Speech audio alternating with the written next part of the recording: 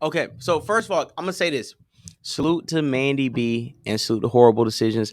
I listen, if anybody in the chat, if anybody can watching this can send Mandy B and let Mandy B know Florida Boy J wants to take a shot with Mandy B. I think she's from Orlando also. I'm from Jacksonville. I'll be in Orlando like 3 times a week. I pretty much live there too. I pretty much live in Orlando. So Mandy B, if somebody shoots this out to you, fellow podcaster, I'm a fly nigga, Mandy B. You see me out here with crispy white tee. Please, find your boy.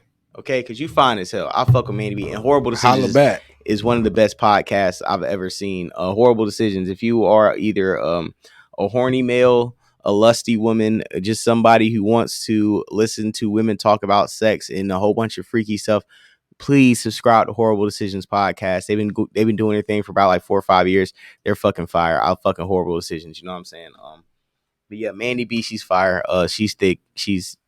I love her. She got a little short haircut too. I can tell what type she is. I'm on Feisty. Fight exactly. Wet. Yeah, she'll slap a nigga at the bar. That's what type of time I'm on. Yeah. You got to put her in the goddamn full Nelson. Oh, Zach Lee in the building now. Zach Lee done popped. I know Zach. Hey. Before we talk about the mic, before we get on it, I just want to let y'all know. If you a bitch ass nigga, get out the live chat right now because Zach Lee might catch you niggas lacking. So we're gonna talk about the Joe Budden situation. So he got 2 new co-hosts, Melyssa Ford and QueenzFlip. If you wanna know how I feel about it, to be honest, how I feel about the Joe Budden new guest, I enjoy it. I am loving it. The last 2 episodes, the one he dropped today and the last episode, the first episode they did all 6 of them was one of my favorite episodes they've had in a long time.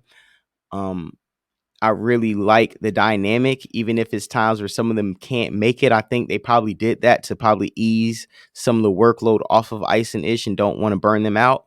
But I really like Melyssa Ford's dynamic to the podcast because Melyssa Ford is the Michael Jordan of video vixens and video girls.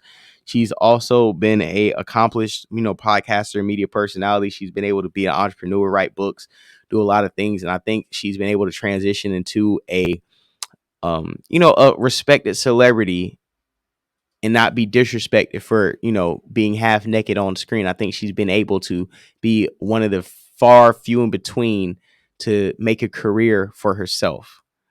And I also think that she's respected enough to voice her opinion and her perspective on things, and people will listen, especially men. So I really like Melyssa Ford on the platform. I think that's somebody that Joe respects enough not to have those types of what Olivia Dope moments or what was the girl Scotty Beam moments where like there are on it. I think Melyssa Ford and Joe Budden see things from the same side. You know what I'm saying? They see things from the same point of view on certain principles enough to where you're not going to see them have that type of interaction. QueenzFlip is adding the element that Joe Budden's been begging for on the pod to take it to the next level, to spice it up. I say something, you say something. I went up and then you went up me. Even if I might be the butt of the joke, make me the butt of the joke, but turn up with me. Being a podcaster, I kind of understand, especially when I podcast with like multiple people sometimes, I understand that I'm the A mic, I'm carrying the show. And sometimes I have to turn up and antagonize my co-hosts to bring out the best in them. But when you're doing that time after time, sometimes you just wish you had a co-host with a personality that can, okay, I might be dropping 36, but this nigga might be dropping fucking, he might go for 40. You know what I'm saying? He might drop fucking 35. He might drop 36. Like, I don't have to necessarily carry the whole show or be the comedic relief or have the out of this world take and then stand on it to cause a debate for the next 50 minutes. You know what I'm saying? So I really like QueenzFlip on the platform. I think the first episode before Melyssa Ford, he was way too loud and he was being QueenzFlip on the show. And I think what Joe is trying to make him understand is that you can still be QueenzFlip at a lesser octave and morph yourself into the Joe Budden podcast to where you can insert yourself and be goofy, funny, and then be introspective in a way where you can grow. Like, I think QueenzFlip is going to make more of an effort to grow as a podcaster sitting next to Joe Budden, and he's going to be elevated, not on the platform, but he's going to elevate his status as somebody that you can seriously listen to, and not have to just be somebody who's a skit and a gimmick. And I think that's what Joe Budden is trying to make QueenzFlip. He's low-key producing QueenzFlip. I think it's a dope, very dope idea. I think, like you said, he appreciate QueenzFlip promotion, and I think that's the way people should be linking up when their work level matches each other work level. You know what I mean? Cause I think he see that's the mistake, like you said, he made with Rory and Mal. You said that before the show. They wasn't independent. QueenzFlip independent. QueenzFlip have his own audience, so he bringing so much to Joe Budden. He bringing so much live activity to Joe Budden. And also Melyssa Ford, she took the booty pic, and I was telling you that's what we need. People that's willing to do what it takes, whatever it takes.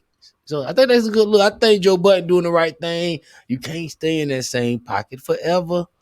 And this podcasting thing, you got to keep it really moving in a good way. So Joe Budden doing the right thing. What do you think of Rory and Mal progress right now? Before I get on Rory and Mal progress, Okay. I want to salute to the people in live chat. I want to salute Trevane Burton, woman or male, identify yourself if you may please, or if you're both, it doesn't matter. Thank you so much for, coming from the Star Report. People, thank you. I thank you for my call to action to be heard, and you guys to transition yourselves from the Star Report Live over here to Perspective Facts Podcast. I am Florida Boy Jay. Thank you. You know how I be going in. I'll be smoking. We smoked on that Diamond Pack.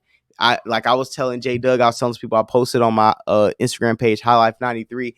I feel like that roast was in my top 10 roasts on the show. I really feel like I really was in my bag. I think it was Monday or Tuesday night, Wednesday night, whatever night it was on. It was crazy. And from the Star Report, I know he doesn't have anybody have any visuals, so I know it's kind of hard. You just hear a voice, so finally get to see me on camera. And I know the live chat, the pictures, the troll babies got to eat, so I'm going to send whatever picture I know that's going to make the troll babies react. But I know this is y'all. We got a lot of recordings of you on Star Report. I just told you, and you know what I'm saying? We can put them as shorts. Yeah, we can. We definitely can. So yeah, they get to see you live on video. Right. But I know the people from the Star Report, because you just hear us and you don't see us.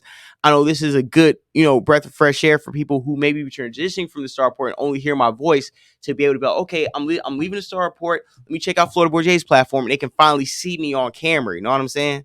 And kind of, they can identify, they can match the voice with the personality, and it kind of all, it all fits for them. So to get on the situation at hand, Rory and Mal, how to feel about their progress. I feel like they're doing good. I really like the fact that they've carved out their own lane for them to be able to, move on and have an audience that they can share together, and that people from the Joe Budden Podcast can still listen to their perspectives. Because sometimes I catch an episode, I listen to them, and they still provide the same type of commentary they would on Joe Budden Podcast. Is sometimes like when they get in their bag, or like Joe's trying to get in their bag. Like what I can say from both their platforms watching is it's times they talk about the same topics, and I can tell that like Rory and Mal they're missing a Joe Budden interlude or a Joe Budden joke, or they're missing like a Joe Budden insert. You know what I'm saying? Or like Joe will be talking about something and he'll like take it, Joe Budden will like go left, or he'll say something like funny or wild, and that's when Rory or Mal would like catch the alley-oop, and Ice and Ish be like, mute that. Or Ice and Ish will be like, they won't, you know what I'm saying? Like Joe Budden would say some really like, oh shit, like they used to like play like jumping off the ledge, you know what I'm saying? Like they used to low-key like jump out the window with Rory and Mal. It's like Rory might say something wild. Like Rory used to talk spicy. Rory, I remember it was a certain point, and this is for people who used to fuck with Joe Budden Podcast. At a certain point, Rory was carrying the pod at certain time. Rory would get in a bag where he's like, yo, Rory used to carry the pod. And Joe would even say like, yo, Rory's carrying the pod right now. Mm-hmm. So when I say that, it was like they were both just like, what Ice and Ish don't do is they don't be talking spicy. They don't say the shit to make niggas like, what the fuck? Like Rory used to talk spicy. Joe used to talk spicy. Mal would have the too cool for school response. And whoever said it, Parks would throw in his one-liner roast. Joe would roast Rory for saying the shit out of pocket, or Rory would roast Joe for saying the shit out of pocket. But that used to be the dynamic of the show sometimes, right? Mhm.